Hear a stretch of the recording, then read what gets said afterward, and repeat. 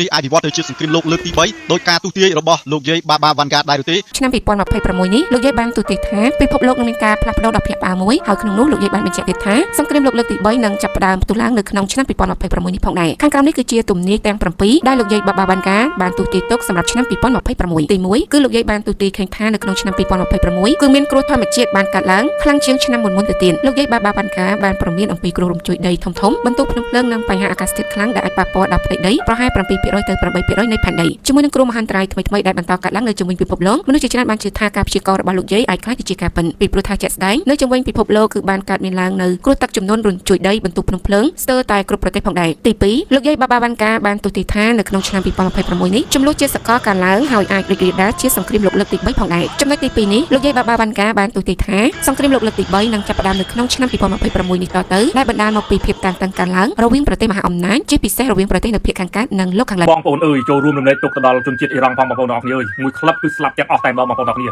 កំជួយមីស៊ីលរបស់អ៊ីស្រាអែលបានឡោមចូលមកក្លឹបបាល់ទានារីក្នុងអំឡុងពេលដែលហ្វឹកហាត់ណាបងប្អូនអរគ្នាបណ្ដាលឲ្យពួកគាត់នឹងគឺបាត់បង់ជីវិតតែអស់តែម្ដងបងប្អូនអរគ្នាអើយដែលពេលនេះកងកម្លាំងប្រដាប់អាវុធ Hezbollah របស់ប្រទេសលីបង់និងក្រុមឧទាមហ៊ូធីរបស់ប្រទេសយេម៉ែនកំពុងតែជួយអ៊ីរ៉ង់វាយប្រហារអ៊ីស្រាអែលចេញពីទិសខាងជើងនិងទិសខាងត្បូងខណៈពេលដែលសហរដ្ឋអាមេរិកនិងអ៊ីស្រាអែលពេលនេះកំពុងតែបន្ថែមកម្លាំងកងទ័ពនិងសព្វអាវុធទំនើបបន្ថែមទៀតជាពិសេសគឺយន្តហោះចម្បាំងស៊េរីទំនើបរបស់ខ្លួនទៅទម្លាក់គ្រាប់បែកនិងធ្វើសង្គ្រាមទ្រង់ទ្រាយធំជាលើកទី2នៅប្រទេសអ៊ីរ៉ង់ផងដែរអ៊ីរ៉ង់បានបញ្ជាក់ថាខ្លួនមានមីស៊ីលអាចបាញ់បាន800គ្រាប់ក្នុង1ម៉ោងហើយខ្លួនមានមីស៊ីលសរុបចំនួនប្រមាណជា250,000គ្រាប់ដើម្បីបន្តសង្គ្រាមជាមួយសហរដ្ឋអាមេរិកនិងអ៊ីស្រាអែលក៏ដូចជានៅតំបន់អារ៉ាប់ក្នុងរយៈពេល5ឆ្នាំឯណោះតើសង្គ្រាមនេះអាចមានរយៈពេលត្រឹមតែ4សប្តាហ៍ដោយការលើកឡើងរបស់លោកដូណាល់ត្រាំឬក៏អាចពន្យាពេលដល់ទៅ5ឆ្នាំដោយការលើកឡើងរបស់អ៊ីរ៉ង់ប្រិមត្តទស្សនិកជនហើយថ្ងៃនេះព័ត៌មានដែលគួរចាប់អារម្មណ៍ដែរនោះគឺទាក់ទងទៅនឹងយន្តហោះចម្បាំងរបស់សហរដ្ឋអាមេរិកបានធ្លាក់ជាបន្តបន្ទាប់នៅប្រទេសគុយវ៉ែតការធ្លាក់យន្តហោះចម្បាំងរបស់សហរដ្ឋអាមេរិកនេះមិនមែនជារឿងតូចតាចទេពីព្រោះថាយន្តហោះចម្បាំងរបស់សហរដ្ឋអាមេរិកគឺមានបច្ចេកវិទ្យាទំនើបបាននៅក្នុងការបំផាំងកាយសូម្បីតែការប្រើប្រាស់ដើម្បីវាយប្រហារទៅលើមេដឹកនាំអ៊ីរ៉ង់កន្លងទៅនេះបាទក៏រ៉ាដារបស់រុស្ស៊ីនិងចិនមិនអាចចាប់យន្តហោះចម្បាំងរបស់សហរដ្ឋអាមេរិកបានដែរដែលធ្វើឲ្យសហរដ្ឋអាមេរិកអាចធ្វើប្រតិបត្តិការបានដោយជោគជ័យក៏ប៉ុន្តែហេតុអ្វីនៅក្នុងថ្ងៃនេះមានយន្តហោះចម្បាំង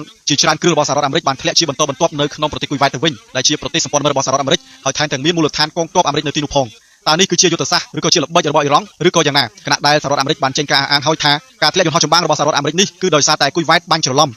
នោះគឺស្មានថាជាយន្តហោះរបស់អ៊ីរ៉ង់តែការពិតទៅបាទគឺជាយន្តហោះរបស់សហរដ្ឋអាមេរិកតើនេះគឺជាវិធីសាស្ត្របំផន់ភ្នែករបស់អ៊ីរ៉ង់ដែរឬទេនៅពេលដែលអ៊ីរ៉ង់បានប្រើប្រាស់មីស៊ីលនិងដ្រូនអត្តឃាតរាប់រយគ្រាប់បាញ់ចម្រុះទៅលើគោលដៅជាច្រើនក្នុងពេលតែមួយធ្វើឲ្យសត្រូវរបស់ខ្លួនវង្វេងវង្វាន់ដូចបងប្អូនមានបញ្ហាសុខភាពពាក់ព័ន្ធនឹងជំងឺរ៉ាំរ៉ៃសូមបងប្អូនមកទទួលទានជាមួយកាហ្វេកោសិកាញូតារិចកាហ្វេកោសិកាញូតារិចអាចជួយសម្រាលបន្ទុកបងប្អូនបានកាហ្វេកោសិកាញូតារិចមានគ្រឿងផ្សំដល់ទៅ50មុខសុទ្ធតែជាប្រភេទរុក្ខឱសថទាំងអស់ធ្វើកសលវិច័យដោយបច្ចេកវិទ្យា AI ស្របទៅនឹងកោសិការបស់មនុស្សនៅលើពិភពលោកถ้าបងប្អូនជឿខ្ញុំទេកាហ្វេកោសិកាញូតារិចទៅជួសជុលកោសិកាចាស់របស់បងប្អូនដែលបានងាប់ទៅហើយនោះឲ្យរុះរវើកឡើងវិញកាហ្វេកោសិកាញូតារិចគឺជាប្រភេទកាហ្វេអារ៉ូម៉ាលំដាប់ពិភពលោកពុំមានជាតិអ៊ីនឡើយកាហ្វេកោសិកាញូតារិចអាចដោះស្រាយបញ្ហាជំងឺមិនឆ្លងជូនបងប្អូនបានពូស្បើយជំងឺមិនឆ្លងរួមមានទឹកនោមផ្អែមលើកឈាមមហារីកជំងឺក្រពះរ៉ាំរ៉ៃតម្រងនោមខ្លាញ់រុំសរសៃឈាមជំងឺបេះដូងអាស៊ីតសន្លាក់ជាដើមឡាក់ប្រសិនបើបងប្អូនមានបញ្ហាជំងឺដូចខ្ញុំបានរៀបរាប់ខាងលើហើយអស់ជំរឿនក្នុងការព្យាបាលសូមបងប្អូនងាកមកប្រើប្រាស់នៅកាហ្វេកោសិកាញូតារិចបងប្អូននឹងទទួលបានផលភ្លាមៗ